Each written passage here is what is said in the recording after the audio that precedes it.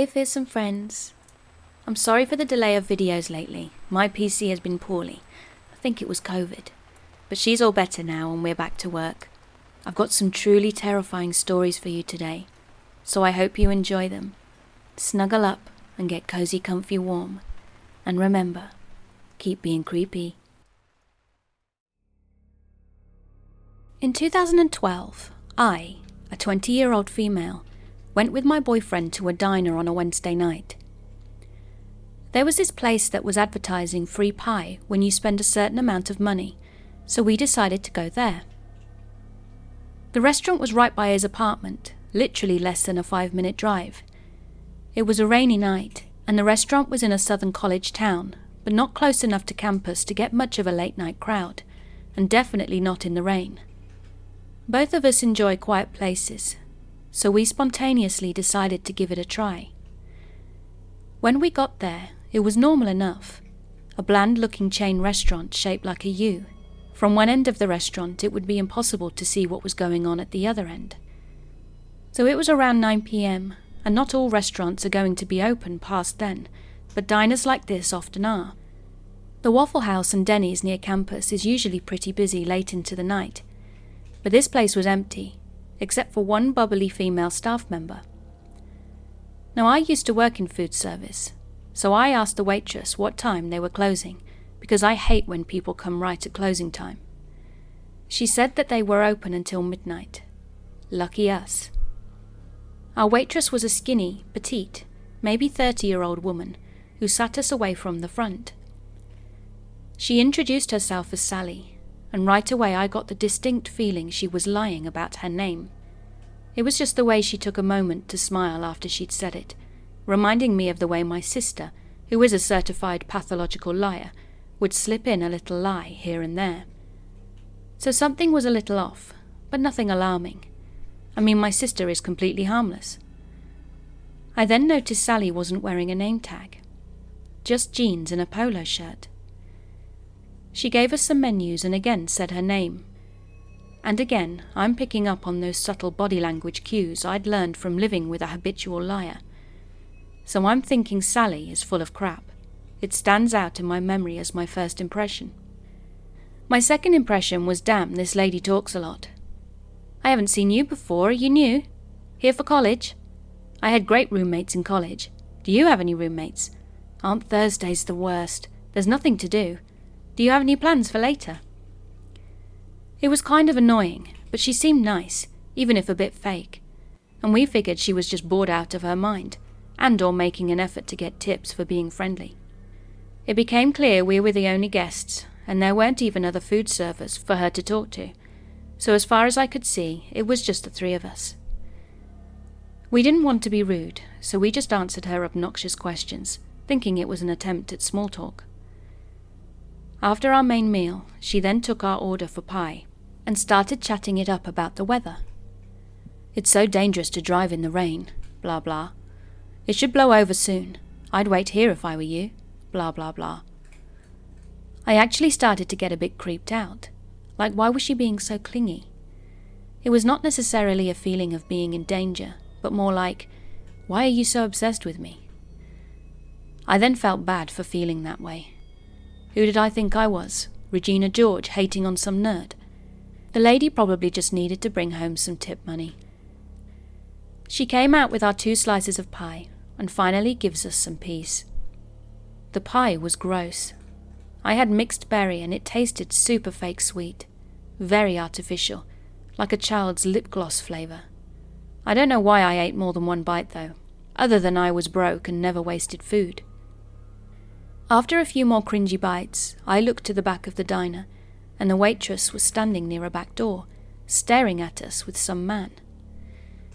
He was heavily set, with pale skin and wearing a sweat-stained white shirt. A huge barrel of a man he was, with a facial expression like he was watching cockroaches he was about to step on. They were both just staring, silently. My blood went cold, and all the hairs on my neck went up. They saw that I was looking at them, so they went into the kitchen quickly. Finally, alarm bells in my brain were ringing like a freaking tornado siren. I whispered to my boyfriend, We need to leave now. Just sneak out and go. My boyfriend could see I was freaked, so threw down some cash with a big tip, grabbed our jackets, left our gross half-eaten pie, and we bolted. On our drive home, we started laughing at our overreaction. That man was probably just a cranky cook who wanted us to go home so we could chill, and that waitress was just fishing for tips. But boy did she luck out. She got well over 50% tip, because I was too chicken to wait for change. I was feeling silly and really rude for judging a book by its cover, and running out on the nice lady like that. But then the night went from kinda creepy to quite horrific. I remember laughing in the car, and then I was waking up shivering and shaking in our dark apartment. My boyfriend was laying on top of the bed, fully dressed with his shoes on, and I had been slumped over, half on the bed, half on the floor, also dressed in my rain-soaked jeans and boots, but I think I had my jacket off. It was midnight. Didn't remember parking, unlocking the door, walking inside, or anything from the last 2 hours. I woke my boyfriend up in a panic. He remembered coming back, but not too clearly. He said he'd remembered going to the bathroom and becoming really disorientated, like the room was spinning, but feeling a strange calm. Then nothing. We had both blacked out, something neither of us experienced before or after. We hadn't had a drop of alcohol, or intentionally done any drugs. We're just so lucky that we live so close, literally a 3-minute drive away. If we'd had passed out like that on the road, who knows what would have happened. If we'd have stayed at the restaurant for even 3 more minutes too. This was almost 10 years ago now, and I remember calling the non-emergency police line about it in the morning after, once I'd calmed down a little. The person I talked to on the phone sounded like they didn't believe me, and questioned if I'd been partying, and generally had the tone that I was wasting their time. It was a frustrating phone call, where the police officer asked, "Well, what do you want me to do?" I don't remember my response, but it was awful. Probably worse than the feeling of violation from that night was the attitude of annoyance and dismissal from the authorities. Later I looked up the restaurant online, and the hours are 7 a.m. to 8 p.m. Just a little extra spice to the WTF soup, and further confirmation that something definitely wasn't right from the get-go. What sober person passes out like that, slumped over the edge of the bed in cold rain-soaked clothes? 2 sober people with no history of fainting just collapse for no reason.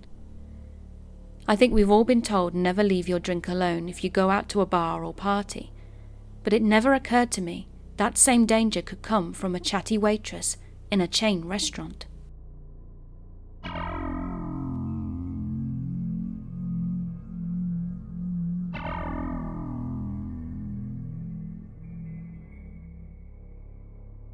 Dad packed his Hunter starter pack. 2 Snicker bars, a gallon of water, a half gallon of milk, 2 protein bars and a handful of Slim Jims. He was dressed in camouflage with his yellow sunglasses, the ones he bought off the TV, and I didn't have the kind of gear he did, so I settled on hand-me-downs from Pat, a camo t-shirt, hiking boots, and tan khakis. In a moment of muscle memory, I texted him to make sure it was okay to wear his stuff. It took me halfway through the message to remember he wasn't going to respond, so I put my phone in my pocket and followed my dad out the door. We got in his pickup truck and drove towards our destination. I didn't know where the hunting grounds were, but Dad said they weren't far.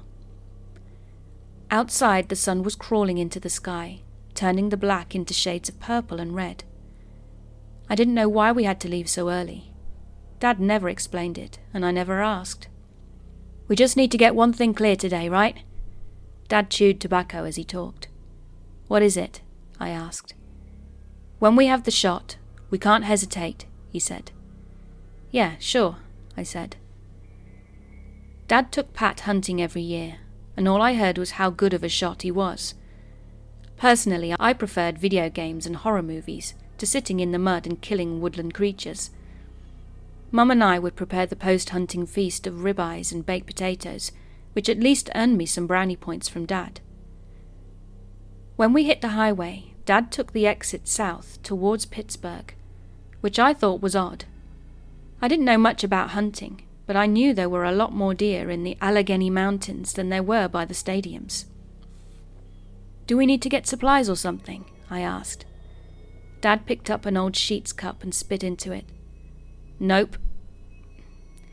We ended up in Squirrel Hill, just northeast of downtown, which had big colonial houses and a boutique movie theatre. Mum took me there once to see Booksmart because it wasn't playing at the Cineplex in our town. We ate Buncher Crunch and popcorn, our shoulders bumping as we laughed. Dad never went to the neighborhoods like this, though. He hated yuppies. After a few more minutes of driving, we pulled into a hiking trail parking lot. Ahead of us I could see a neighborhood through the trees. The trail ran along their backyards. We were the only car in the lot. Dad didn't say anything as he went to the bed of the truck and grabbed his rifle. I stayed inside, waiting for my orders. When it was time to hunt, Dad knocked on my window. I opened the door and followed him onto the trail. "I bet you like how quiet the house has gotten," Dad said. I was walking behind him, carefully dodging the sticks he snapped with his boots. "Do I like that the house is quiet?" "You're an indoor kid," he said. "And the house was loud with everyone in it. I loved your mom, but she had opinions almost as big as mine. Pat and I mostly agreed, but he was starting to get a mind of his own." Dad laughed as he spit more tobacco in the mud. Ahead of us, the neighborhood was getting closer. "I don't like the quiet," I said. Dad nodded as he slipped a bullet into the rifle. I was surprised how close the neighborhood was to the hunting grounds. When I'd imagined hunting, I pictured men dudes in treehouses on the side of a mountain. No people in sight. Wouldn't people here be scared by the gunshot? "I like quiet when I choose the quiet," Dad said. "We didn't choose our quiet, did we?" I didn't say anything. Instead, I chewed on the inside of my cheek, and after a few bites I could taste blood. "I have to live in a quiet house because of another man's decision," Dad went on. "Do you know how many times I was drunk in a bar and had the thought of just driving home? I'm not a rich man. I couldn't afford a $20 cab every time I want to buzz. But I called one every time. I knew there were moms and kids out on those roads, and I didn't want their blood on my hands." Dad stopped walking. "Is that 411? He asked, pointing to a house. I studied it. In the distance I could see the mailbox. 411 was written in block letters on the side. "I think so," I said. The house was straight out of a James Bond movie. Massive windows, a back deck that wrapped around the first floor, and Greek statues. There was a pool and a waterfall in the backyard. Although it was still early in the morning, there was a kid and a mom out by the water. The boy, probably about preschool age, had a remote in his hand. There was a small boat circling in the water. Dad took a knee and lifted the scope out of his bag. He slid it on the rifle. "Have you learned about STDs?" Dad was whispering now. He looked through the scope and adjusted it. It took him 3 times to get it right. His hand was shaking. "STDs?" I asked. "Diseases with crazy names getting passed from person to person," Dad said. "You have a fun night with a girl and wake up with a fist-sized lip. You know about those, right?" I nodded. I looked back at the woman and kid. She was kneeling down next to him, rubbing his shoulder. She had this big smile on her face, like this kid operating this boat was the greatest thing to ever exist. She reminded me of Mum. "You know about that?" Dad asked. He was laying on his belly in the mud now. The rifle was pointed to the house with the waterfall pool. "Know about what?" "How diseases can transmit between people." He was getting frustrated. "Sure, yeah, why?" "Pain is like an STD, he said. People give it to each other. If you have a lot of pain in your life, you need to be responsible. Transferring pain to someone is never innocent." Sweat broke out on my forehead. I didn't like the way Dad was talking. It was the same way he talked when he got the news about Mom and Pat. "Where are the hunting grounds?" I asked. Dad cocked his rifle. "The man who owns that house gave us a lot of pain," he said. I looked back through the trees. The pieces were coming together. "No, Dad. We need to go home." "Did you know that he left the hospital after 2 hours?" "What?" "Mum and Pat were sitting dead in a car, and he's skipping home to his family," Dad said. "He only had a couple of bruises." Dad pressed his eye against the scope. "We need to redistribute our pain," he said.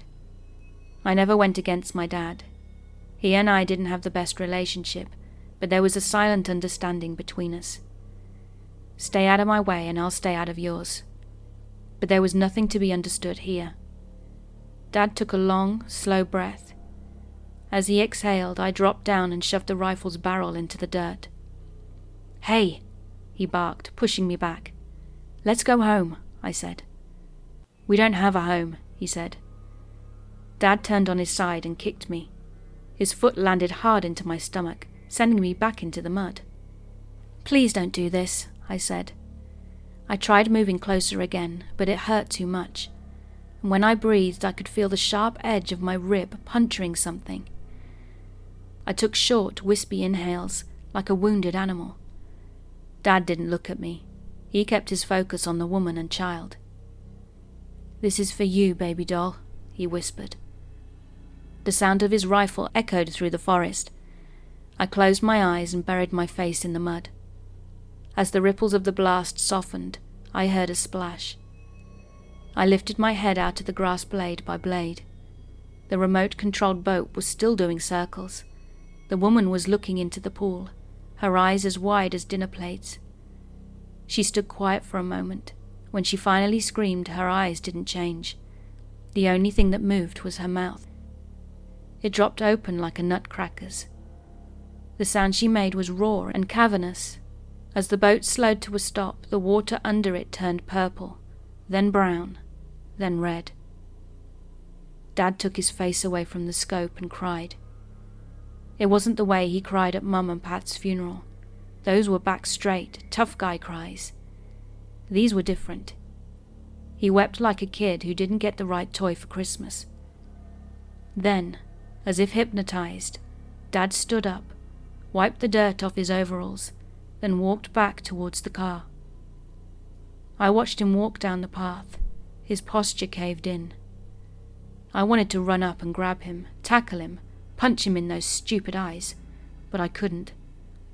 When I tried to move, my body didn't respond. The woman's cries echoed closer to me, as if I was the god she was begging to. I wanted to vomit. I didn't know if Dad's pain went away, but mine began to grow.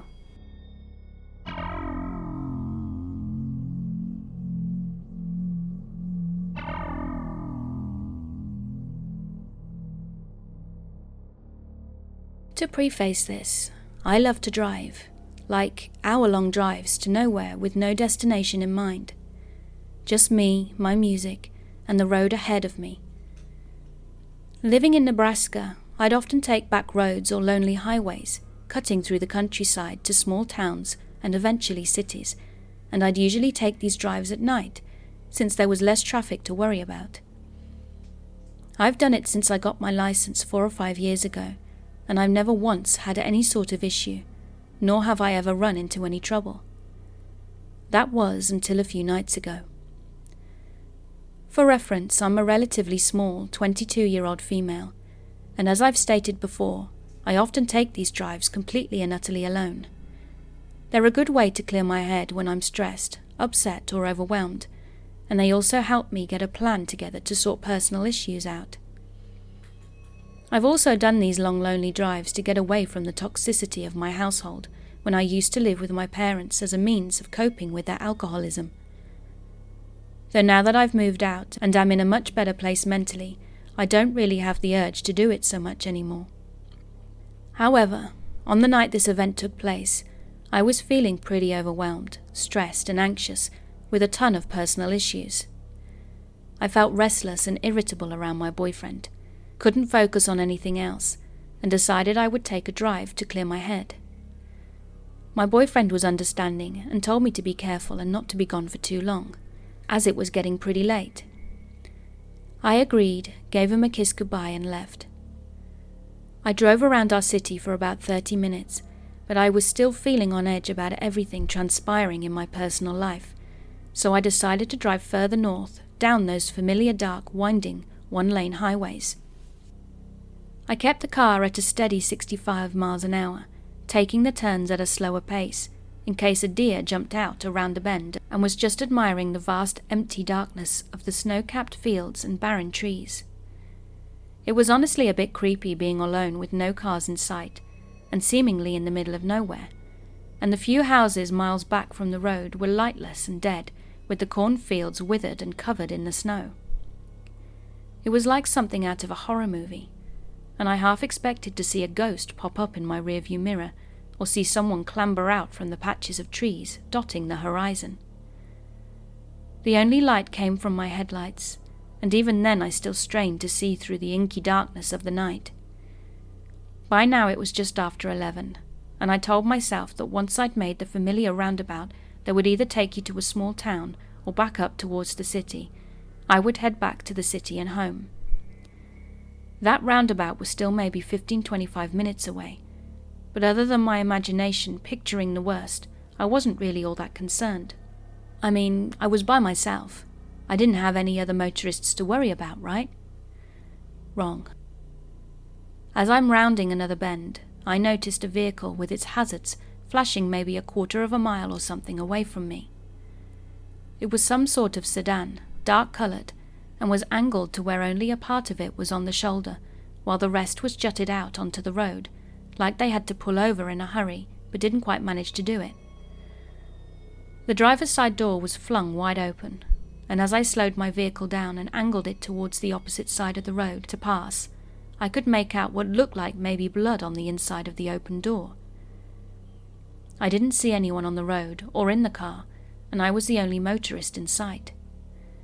Cell phone reception was spotty at best in this part of the country, but more often than not you couldn't get reception no matter how hard you prayed, which was definitely the case when I took a glance at my phone to see if I had any service. So a lone female on the road, at night, pulling up near a vacant vehicle that looks like someone had been attacked on the inside, with no cell service. Now I'm no dummy. I've watched countless episodes of Investigation Discovery and Criminal Minds, and read far too many true crime books to know that this had bad and danger written all over it. But there was still a small part of me that worried something terrible had happened to whoever was in that vehicle, and I thought I needed to help. These roads don't get a lot of traffic late at night, and temperatures were well below freezing. If someone were hurt or in trouble, there was no one and nothing else to help them but me. Still, I erred on the side of caution. I was still driving my car, though a bit more slowly, and as I approached the vehicle, I rolled down my passenger window, shut off the music and called out, "Hey, anyone there? Are you okay?" I didn't hear a response. I worried that they were passed out somewhere, but I wasn't about to get out and look for them. I told myself I'd call out one last time, and if I didn't hear anything, I would leave, and the moment there was reception I'd call it in.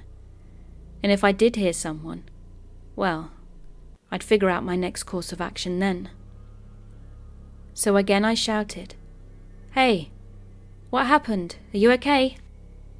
There was silence for a beat, and then I heard rustling in the shadows of the trees, followed by a gruff voice saying, "Yeah." I was relieved at first and was about to say something in response, or possibly even stop my car and get out, when I noticed three things nearly simultaneously. As I inched my way past the front of the sedan, I noticed there was no damage to the hood or anywhere else on the vehicle, which I found to be strange considering the blood on the inside of the door. In my rearview mirror, I caught a glance of someone coming out from behind the sedan, and they were making their way towards my car, fast. The person didn't have any blood on them or appeared injured in any way, wearing a mask, not like a face mask for COVID or a ski mask or anything normal, but one of those masks you would see in the Purge movies, and they were holding something in their hand. I don't know what it was, I couldn't get a good look, but from its length and shape, my guess was maybe a tire iron or a crowbar or something. I don't need to tell you that I slammed on the gas the moment I noticed those things and drove like a bat straight out of hell, my heart thundering in my chest and my entire body shaking. My window was still rolled down in my haste, and the music was still shut off, so I could very clearly hear someone, definitely a man, shouting at me, though I had no clue what they were saying. I just knew I had to get out of there immediately. I stole one last look in my rearview mirror as I drove away, mostly to see if they were getting in their sedan to follow me, chase me, or if they had stopped. The man with the weapon was still looking, standing in the middle of the road, watching me, and right before I looked away from the mirror, I saw a second man emerge from the trees that had been rustling earlier, also wearing one of those creepy masks and no trace of blood on him. I probably broke every law for speeding that night, but I wanted to get as far away from those men as possible. As soon as I made it to the roundabout, I turned towards town, parked in the Walmart parking lot, and thankfully still had cars from who I assumed were workers closing up shop, and proceeded to have a full-on meltdown. When I could pull myself together, I called one of my friends, T, who was a police officer, to tell him what had happened and ask him what I should do. He was concerned for me, and after asking if I was okay, and where I was, did they follow me, etc., he told me since it was out of city limits he couldn't do much on his end, but he could get in contact with the local police and sheriff in that jurisdiction to take my statement and check it out. I agreed, thanked him, and while I waited for police to show up, I called my boyfriend. Through my hysterical sobs and panic, I managed to tell him what happened not even 10 or so minutes ago. He was, as you could imagine, super freaked for my safety and wanted me to either come home immediately or drive down himself to take me home. I told him the police were on their way to take my statement, so I couldn't leave and that I was okay, but I stayed on the phone with him until I saw the familiar police cruisers pulling into the lot. I gave the police my statement, and they assured me that they would go back to the spot that I'd told them the sedan had been at to take a look, and they would try to catch the guys who did it. Though with no cameras and no description of the men, I wasn't sure they'd be able to. I didn't even get the license plate number. Though at the time of my panic the thought never came to mind, until the police were asking if I'd got it. All they had to go off was a dark-coloured sedan and 2 guys with masks. After I gave my statement, I went home and stayed curled up close to my boyfriend the whole night, listening to every sound the house made, in fear it would be those guys, arriving at any minute to finish whatever it was they'd started. Since the incident, I haven't heard back from police about whether or not they have any leads, and I'm not sure they ever will. I'm just thankful I'm still here and that I didn't stop my car or get out. I'm not sure what would have become of me if I had. I still have so many questions that have no answers. What were they doing? Why? Was that blood on the inside of the car or just a ruse to get more attention? If it was really blood, did they hurt someone else? What would have happened to me if I had stopped my car? Needless to say, I won't be going on any more late drives to anywhere, and I hope I never cross paths with those freaks again.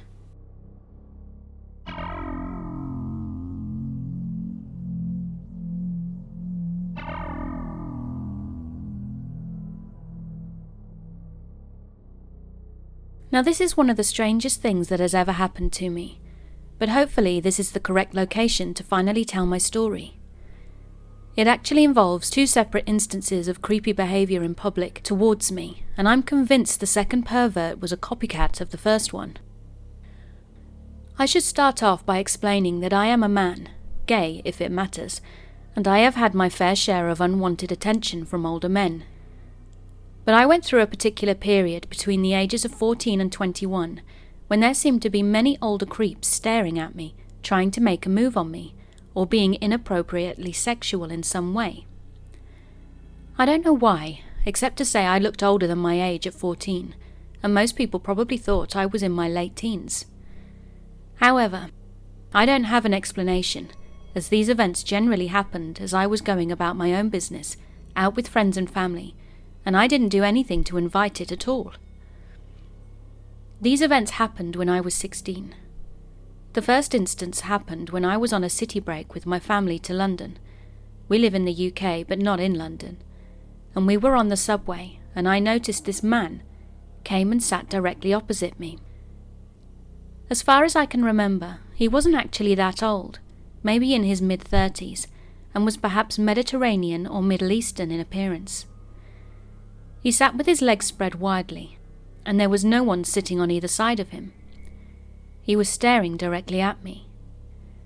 At first I thought I was imagining it, but every time I looked away and looked back, he had maintained his line of sight directly on me. He had a seedy grin on his face as he was maintaining direct eye contact with me. I had had quite a few instances of unwanted attention from men by this point, and registered this as another example. I did everything I could to make my focus on other things on the subway, not returning to his glare or encouraging him. But I still glanced back occasionally to check this was still going on. However, things got worse as he started to move his hand over his crotch. Again, I thought I must be imagining things, initially thinking he must just have readjusted himself or needed to scratch his junk, as some slobs do in public. But no, the hand was definitely still over his crotch and still moving.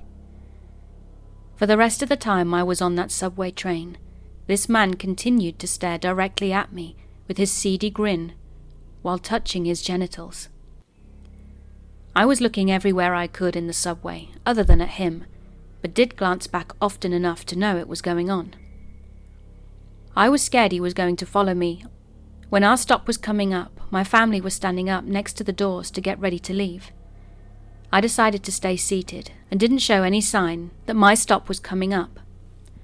I waited until the very last minute, and then when the train stopped and the doors opened, I suddenly sprinted off the train. He didn't follow me. I felt horrible that this had happened, but even more horrible because I was with my family. Thankfully they were pretty oblivious, and I'm certain had not noticed what was going on, as they weren't sitting next to me.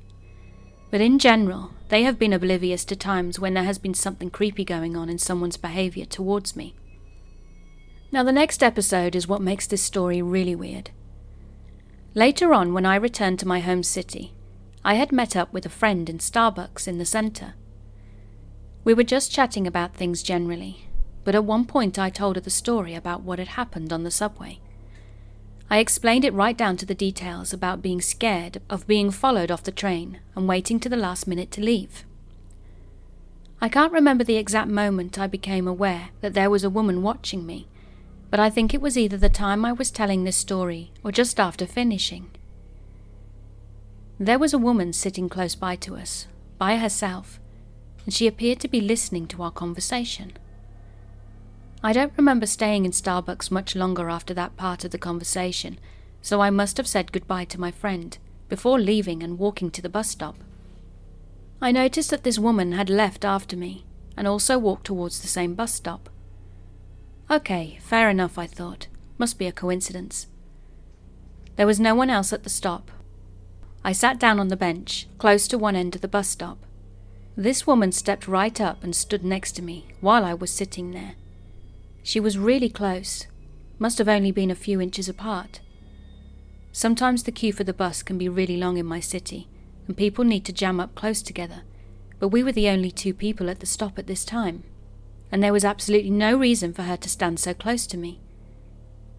Plus, she could have comfortably sat on the bench too, even with a couple of feet between us, while we both waited for the bus.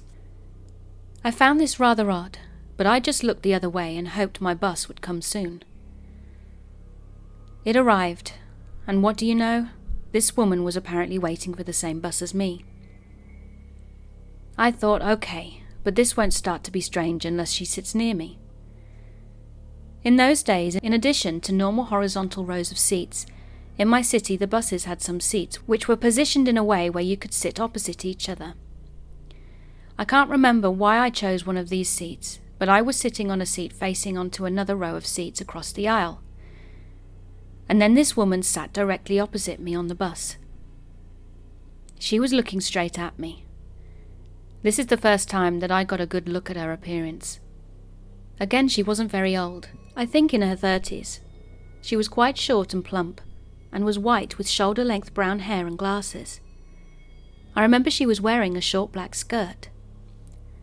At this point I felt that something was wrong, but coincidences do happen, so I tried to give this person the benefit of the doubt. However, things got undeniably weird when this woman kept staring directly at me. I don't remember her having the same seedy smile as the man on the subway, but she was definitely looking directly at me, constantly throughout the journey. Again, I was looking away deliberately, not returning her eye contact, but still glancing back occasionally, and enough to know this was constant. And then, to my horror, this woman started putting her hand on her crotch and rubbing, while looking directly at me. This was one of the most uncomfortable experiences of my life, and this must have gone on for at least 10 minutes while I was waiting for my bus to reach its destination. I was scared that the woman would follow me off the bus. I sort of figured out she had overheard my conversation in Starbucks, including the part about my strategy to avoid being followed by the previous pervert. I thought she might be wise to the idea that I would wait until the last minute before getting off the bus and be ready to quickly follow suit. To make matters worse, the buses work by the passenger having to press a button to let the driver know they have to stop. If no one presses the button, and if no one is waiting at the bus stop, the driver will keep on driving. So I had to press the button for my stop, alerting this woman that I was about to get off. But I didn't want her following me home and knowing where I lived. I quickly got off the bus and didn't look back for a long time. I can walk very quickly, and I sped walked back to the street where I lived with my parents. I don't think she'd gotten off the bus when I did. I kept looking back when I got to my street, all the way up to my parents' house, to make sure she wasn't following, as I didn't want her knowing which house I went into. Remember, at the time I was only 16. I don't know how I would handle these situations now, e.g. call these people out loudly to embarrass them, or make an effort to move seats, etc. I just remember at the time I didn't know what to do, other than not make eye contact with these perverts and try not to show any facial expressions. I just acted like I didn't notice what was happening. The second episode was too much like the first one for me to think it was a coincidence. I'm convinced the pervert woman heard me tell my story about the man to my friend in Starbucks, then became inspired to do the same thing. Hopefully you'll understand why I found these incredibly creepy and really weird.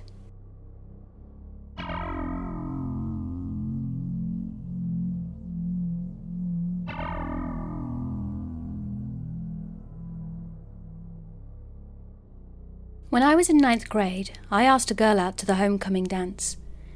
In addition to being pretty and having a spunky personality, she was, unbeknownst to me at the time, very popular. Like, seriously, I realized throughout high school how she seemed to know almost everybody to some extent. Not that I was ever attracted to someone for that reason, as I'm an introvert by nature, but it surprised me. After a fun evening, people started leaving and I walked with her away from the crowd. Now I know this sounds uncomfortably similar to the part in several horror movies where the nice gentleman reveals himself as a psycho and the girl is too far away for her screams to reach the loud, partying teenagers. Either that or the girl reveals herself as some demonic succubus and is essentially the same scenario in reverse. But I promise, this is nothing like that. After walking just a few yards outside the gym, we said nothing and just smiled at each other before sharing our first kiss. She most likely already knew what my intentions were the moment I started leading her away from our peers, as I definitely wasn't exactly smooth about it. Thankfully it was awesome, and we went on to date for 6 months afterwards. She was my first ever girlfriend, and we had some good times. She lived with her mum in a small house with a few cats. I forget their names or how many there were, maybe 4 in total. And one day, when we were a few months into our relationship, I was over visiting. I can't remember why, but my mum was very busy that night, and my girlfriend's mum agreed that I could sleep over. Obviously there was 0 chance of us sharing a bed. I honestly wasn't ready for that yet anyway, despite how good the fantasy may have been. So they slept in their rooms upstairs, while I made up the couch bed in the living room. It was comfy enough, and I had no complaints overall. What happened next, though, ensured that I would never spend the night there again. It's usually not easy to sleep anywhere I'm unfamiliar with, except for hotels. I've strangely never had a problem with those. but I managed to crash out in a couple of hours. At some point in the middle of the night, I felt something in bed with me. Then it moved onto my stomach. In my sleepy disorientation, my brain took a few seconds to process what was going on. During that moment, I awoke to the sight of these multiple pairs of bright yellow eyes staring at me. My initial reaction was shock, but I couldn't scream. I was paralyzed with fear and confusion, and as my blurry vision adjusted to the darkness, I could make out the figures of all the cats on the bed. In retrospect, I may have severely overreacted to what under different circumstances would have been adorable. I'd never feared cats before, and can recall being friendly with them earlier that day. But something about this just felt different. Maybe it was their shadows, their lighter-coloured fur now all turned to pitch-black silhouettes under the cover of night.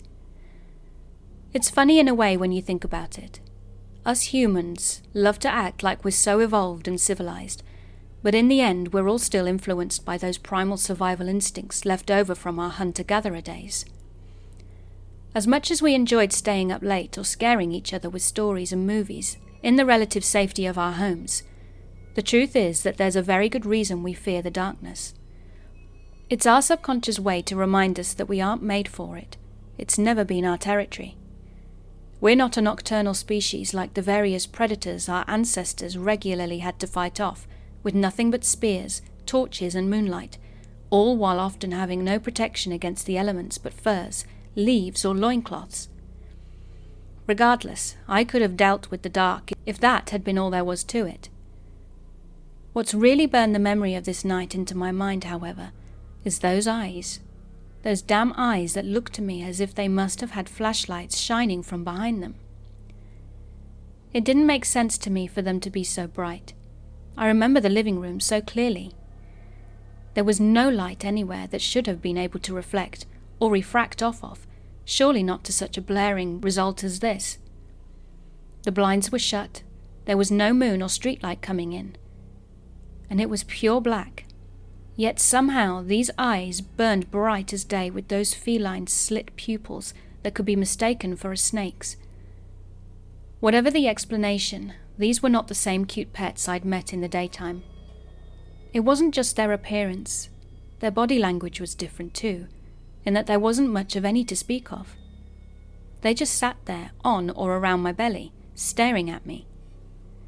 Their heads barely moved, except to change brief glances with each other.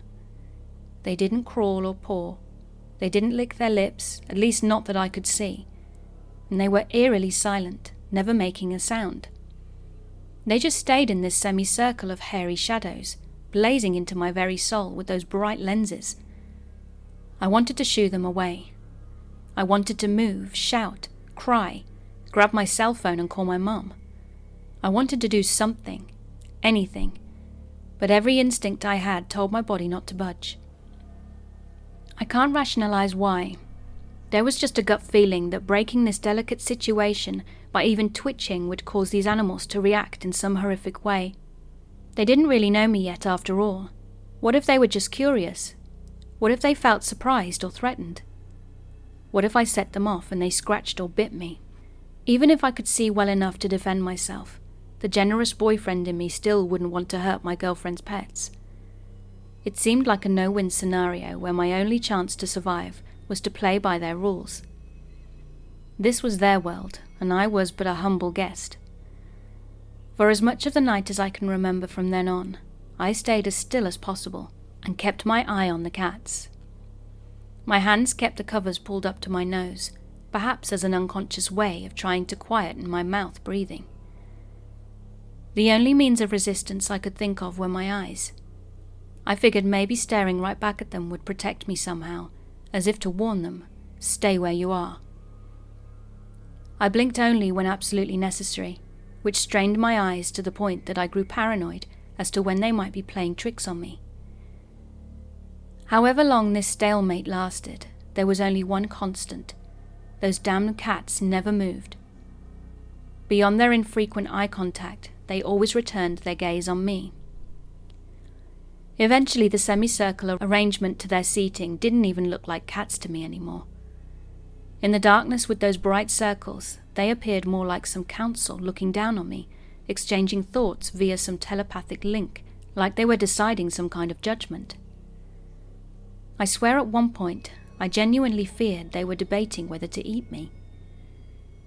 It only got worse on from there, as the paranoia continued building. Could they read my mind? How could I stop my own thoughts? I couldn't fall asleep. If I slept, I was dead. I'd be completely at their mercy, or more so than I already was. I had to stay awake to stay alive. I didn't want to find out what might happen otherwise. I don't remember if it was for a few minutes, a couple of hours, or longer. Either way, it felt like an eternity. But by some miracle, I managed to make it to morning. When I looked around, everything was normal. The cats were their colourful selves again, nothing creepy or malevolent. When my girlfriend and her mum came downstairs, I told them what had happened, but they just chuckled as if none of this was out of the ordinary. Not to them, perhaps, and I was just exaggerating. Needless to say, I've never been more happy to leave the house of someone I was dating in my life. I told my family too, and their reaction was similar. Today I've made peace with it, and it's not like I could blame them. I know full well how silly this all sounds. Hell, I wouldn't have believed such a story. But if you'd been there, if you'd seen it, you'd understand. People can believe what they want, and maybe it was at least partially mere paranoia. Maybe it was the dark. But one thing I know, as sure as the sun will rise, is this. Those cats that I saw that night were not like the ones I'd met during the day. I can't explain their behavior, but I know it wasn't a nightmare. I know there was no light anywhere in that darkness, and those eyes, even in my worst dreams, I could never have imagined those eyes.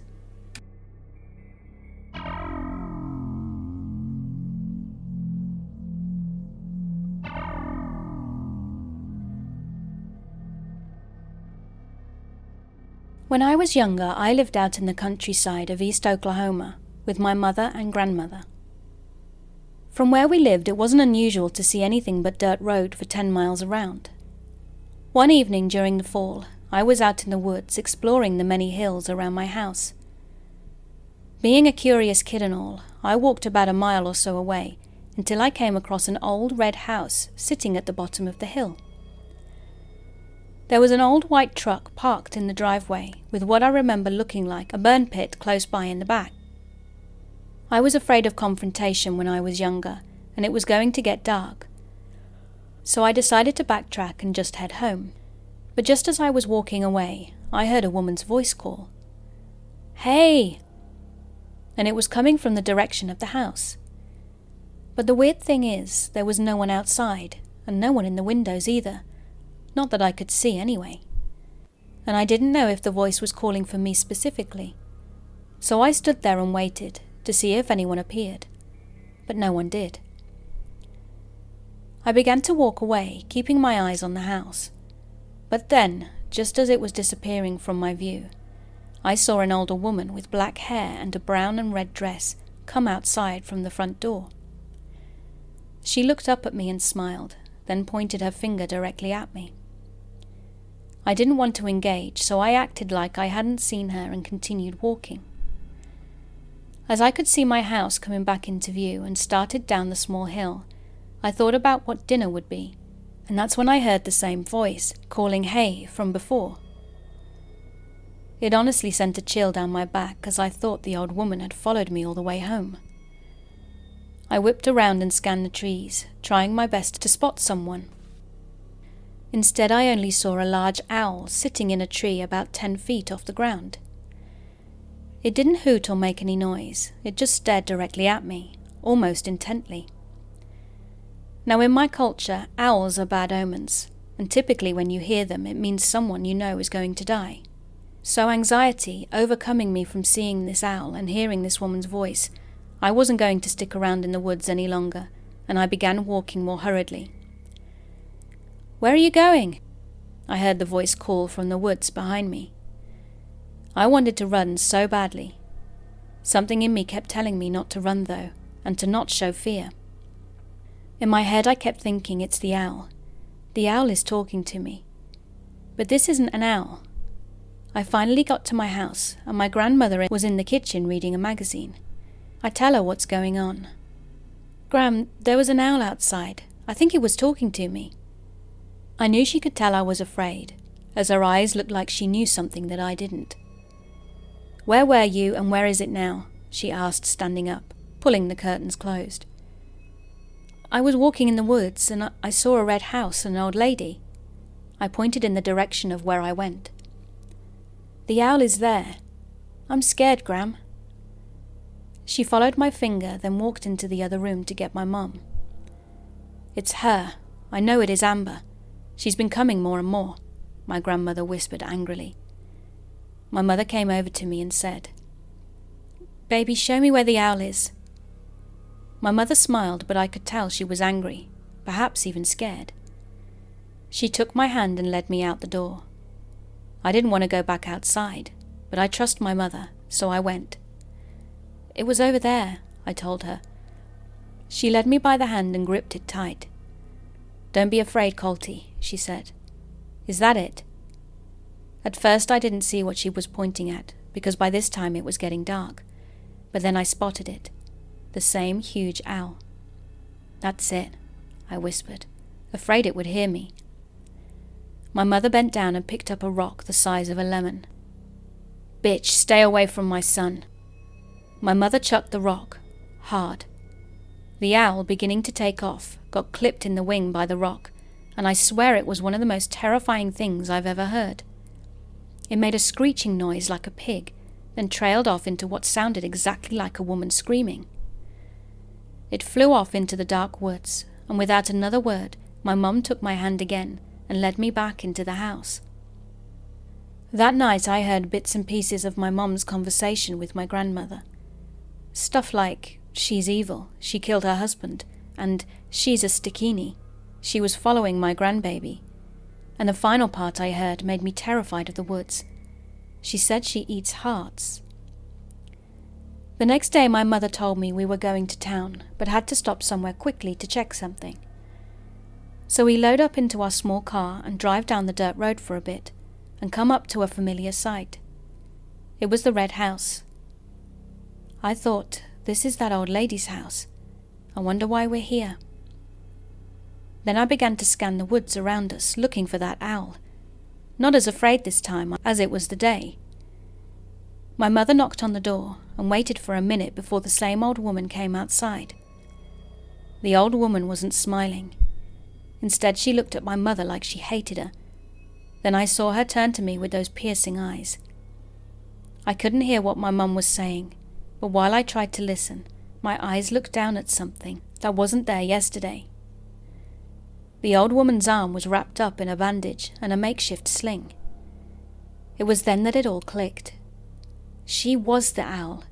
It was her voice calling to me. I put my face in my hands because I didn't want to see her. To me, this woman was a real-life monster. I heard her slam her door and my mum getting back in the car. "Sorry, baby, we'll go now." I looked up as we were driving off and thankfully didn't see her. "Mum, was she that owl?" I asked, feeling like I knew fully well what the answer was. My mother was silent for a bit. "Yes, she was," she said, sounding very angry again. "That woman is our cousin. We don't ever talk to her." "Why did you talk to her?" I asked. My mum looked at me for a split second and said, "Because of you." After that she wouldn't answer any more of my questions regarding her and kept insisting that I drop it before she whoops my butt.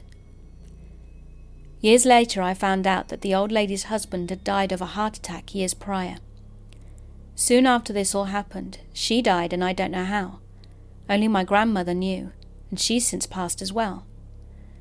I still think about this sometimes, and how my grandmother's words still ring in my ears, that the owl lady, who was following me that day, eats hearts.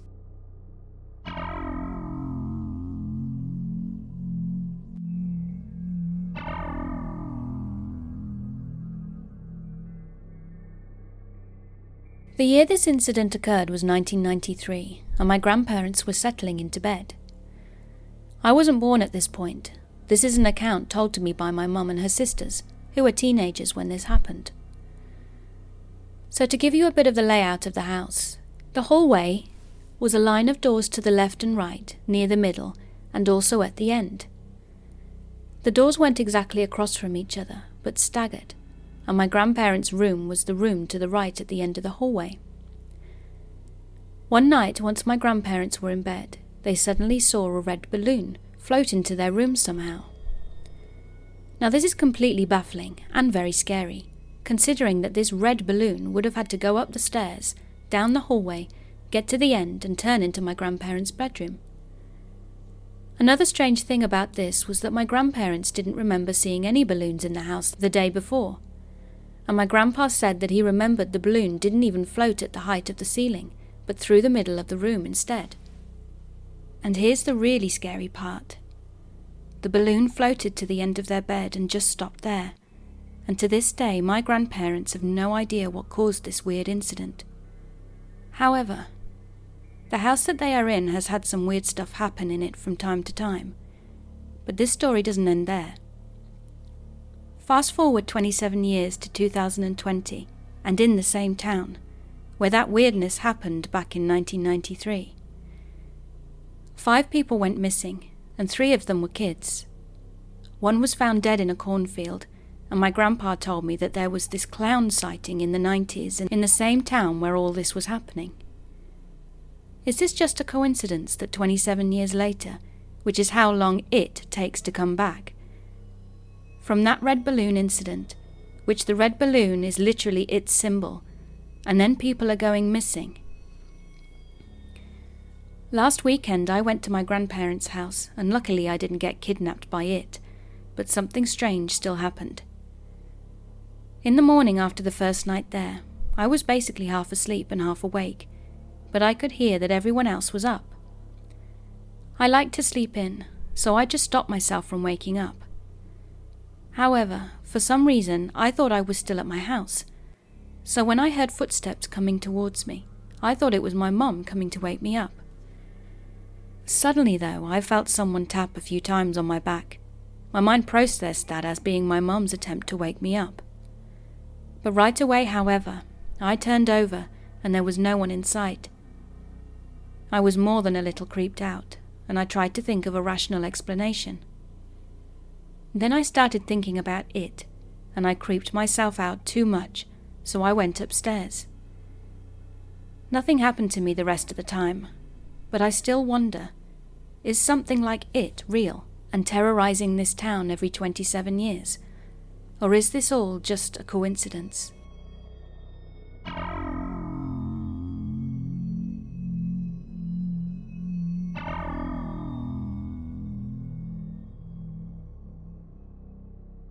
It was during a time when I was still at high school, and my friends and I would spend a lot of time in the pub after school, just chatting, etc.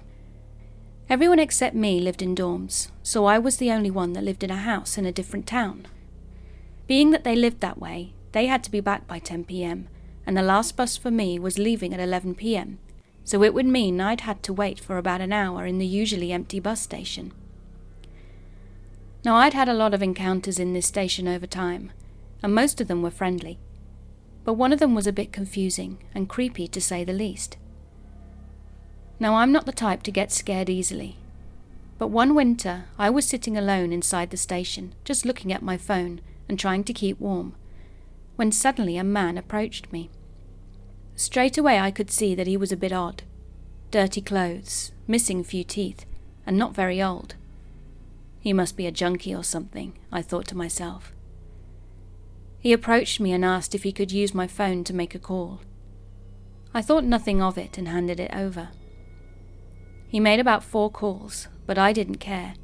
I wasn't even listening to his calls, which in hindsight I probably should have. He eventually gave me my phone back and started a conversation with me, just the casual stuff like, "What am I doing here this late?" and so on. I reciprocated and was just being as friendly as I could. And after a few minutes, 2 guys came in and obviously knew the one dude that I was talking to. They greeted each other and started talking, also walking around nervously. And when I looked at them, one of them was walking towards the exit, another one was standing near me, and the third one a bit further. At that point I started texting my friend about what was going on, and we just laughed about it. We were a bit drunk and were joking about how I was going to get mugged or something. Stupid, I know. Then the original guy approached me again and asked for my phone. I listened in this time and heard him ask the person on the other end if they'd gotten the things. Then he hung up. I noticed then that one of the guys had put down his backpack, and all of them went through it. There were clothes in it, and they made their way over to the public toilets. When they came back out, they were wearing different clothes, all in black hoodies and black sweatpants, etc. Now, I didn't run away, because I was so curious as to how this was all going to end. I was a bit scared, but my curiosity was stronger. So then another guy turned up in a car. He got out holding a huge duffel bag full of electronic devices, phones and laptops, and they waited a bit longer for another and last guy to turn up. One guy was asked again if he had the thing, and held up some huge wire cutters. They all nodded in agreement, got into the car and left. I have no idea what that was all about, but I guess they just wanted a neutral phone number, just in case. But my guess is that they went off for some home invasion or something similar. Even though I wasn't scared for my life, I must say that the other encounters I'd had there were far more pleasant than this one.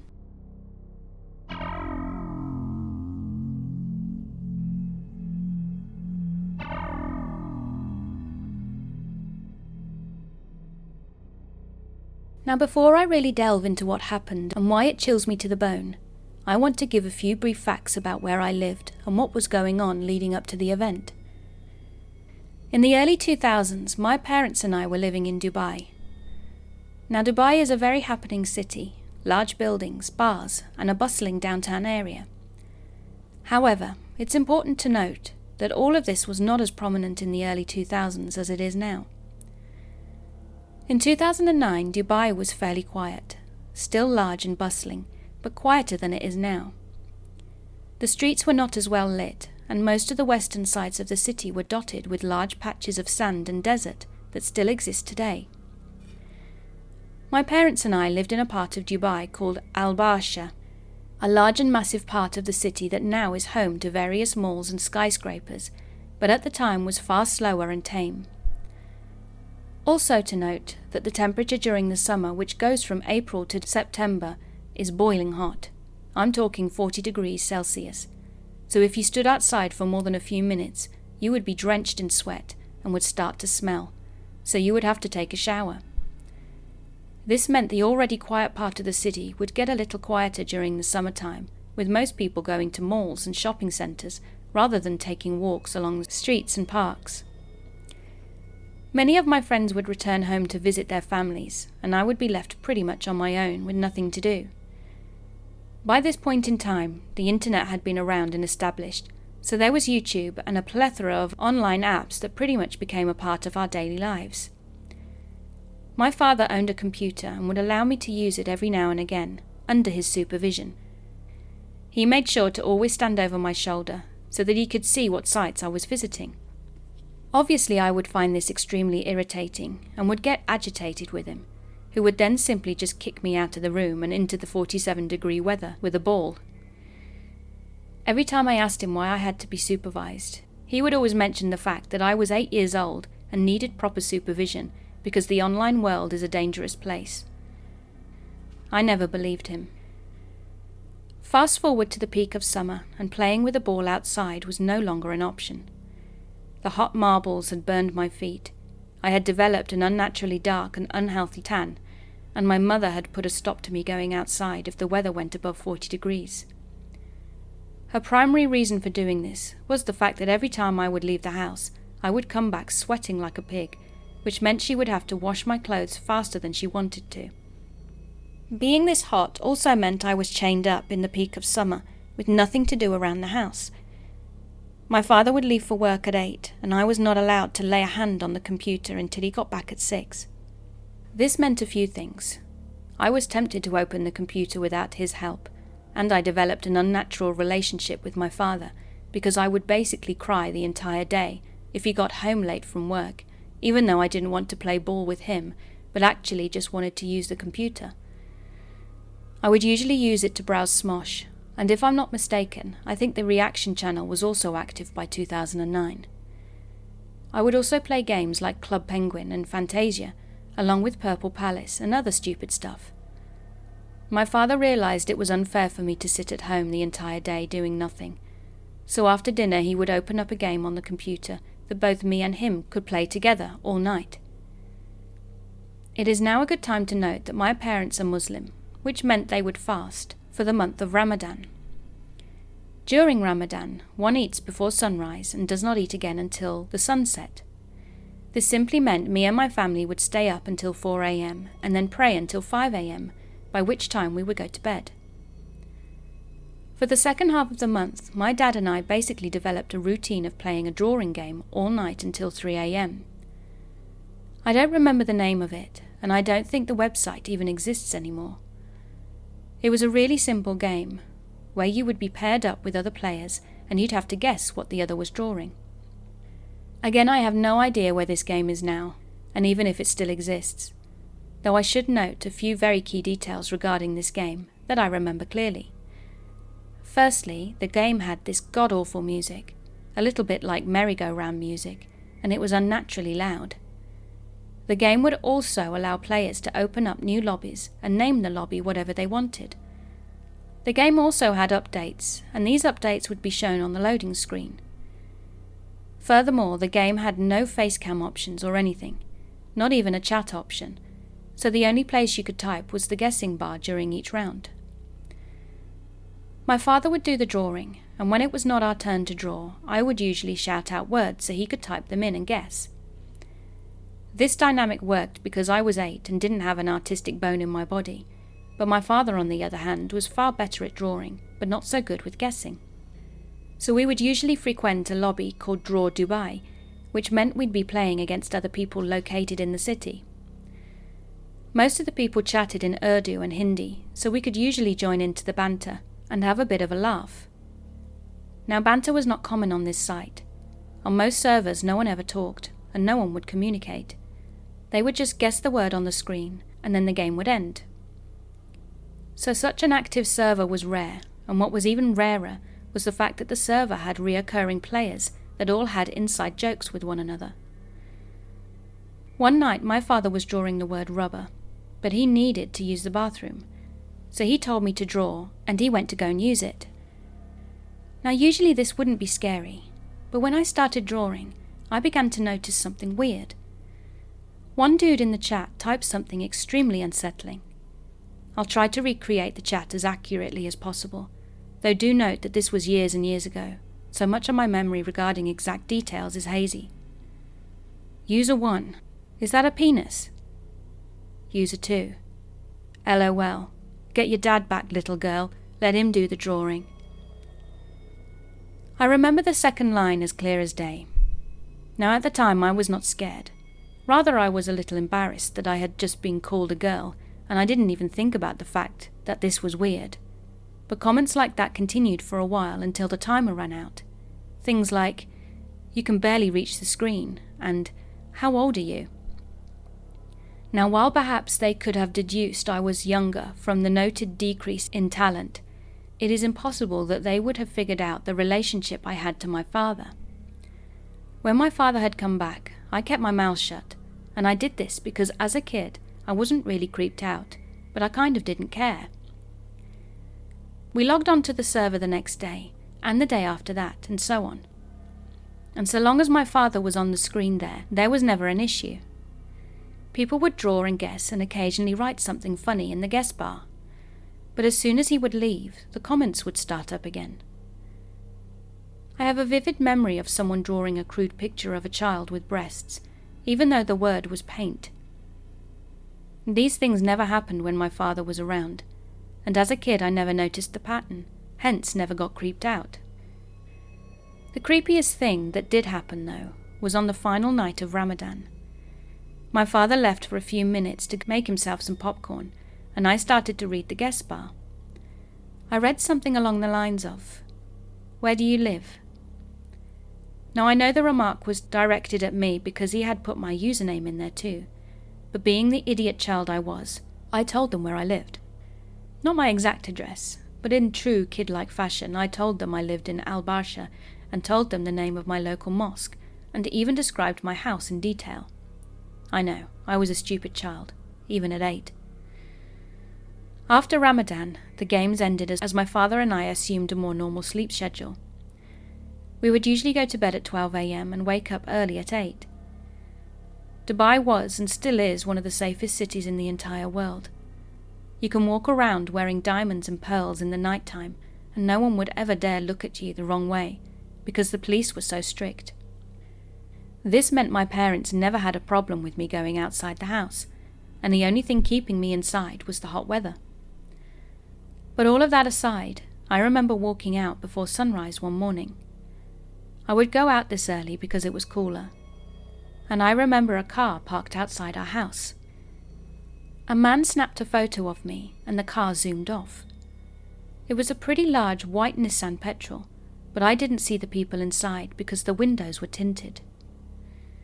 One window was rolled down just enough for someone to stick their hand out with a camera, and that's all I remember. I didn't even think that much of it, but just walked out of the house, turned right and continued down the road along my usual path. I never saw that car again, and I never visited that site again. But I think it goes without saying, I never hoped to meet whoever those people were.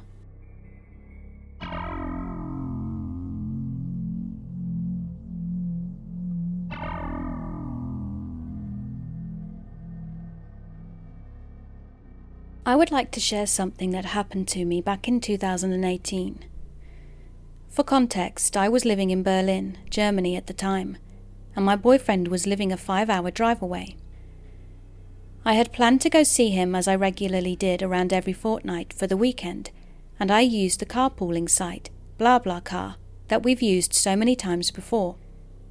So I go online and I see that a young man is heading down that way, and there is already one seat taken by another girl. So I reserve my seat and wait for this person to come and pick me up.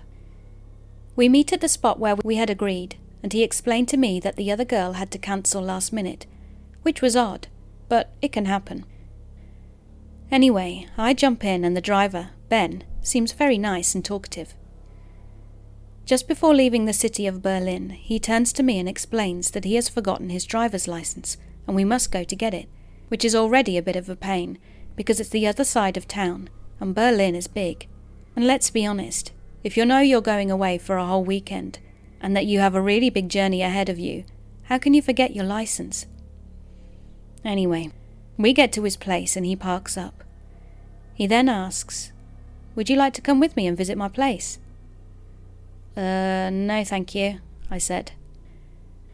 Finally we get back on the road and he's talking away when all of a sudden he started touching my thigh, telling me that he's a personal trainer and a massage therapist.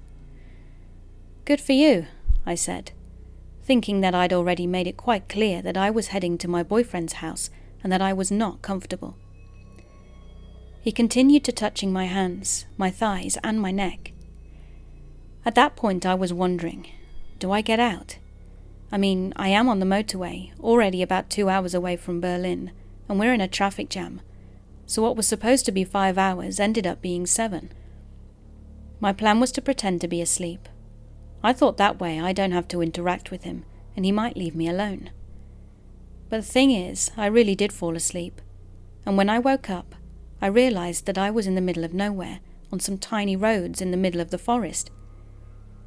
He then turned to me and said, "You know, if I wanted to, I could kidnap you and take you into the woods." I played tough and said, "You don't scare me. I'm prepared for situations like this." But he took no notice. My boyfriend rang me at that point, so I told him what was going on without being too obvious and that I'd keep him posted. As we made our way out of these backcountry roads, he then decided that it was time to eat, so we lose another 45 minutes while he does his own thing. Eventually I told him I was fed up with all these stops, but then he tells me that he's tired, and in order to keep going and stay awake, I must massage him. I felt disgusted and of course didn't want to go near him, let alone touch him, but what choice did I have? So I briefly touched his neck as in to say, "Now move." We finally arrived, but my boyfriend was not there waiting for me, as he would have started a fight with this creep. I reported him to the carpooling site, and he was thankfully banned.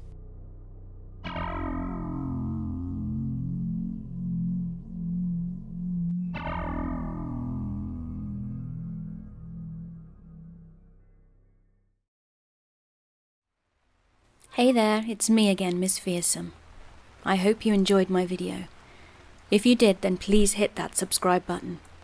And if you'd like to support me further, please check out my Patreon and sign up for as little as $1 a month.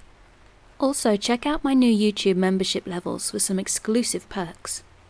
So until next time, stay happy, stay safe, and remember, keep being creepy.